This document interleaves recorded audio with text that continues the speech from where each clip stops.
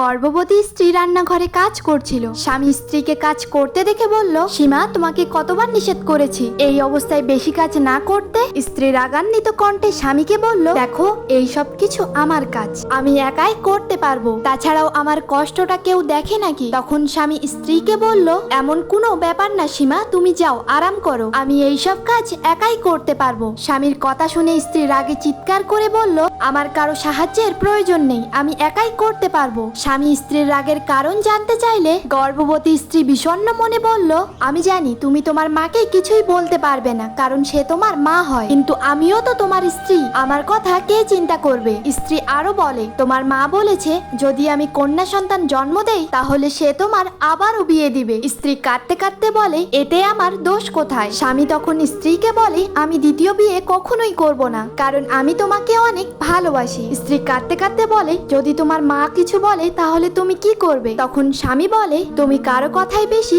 গুরুত্ব দিও না, কারণ আমার জীবনের গুরুত্বপূর্ণ জিনিস হচ্ছে আমার স্ত্রী, তারপর বাকি দুনিয়া। বন্ধুরা, আপনাদের কি মনে হয় সে কাজটি সঠিক করেছে?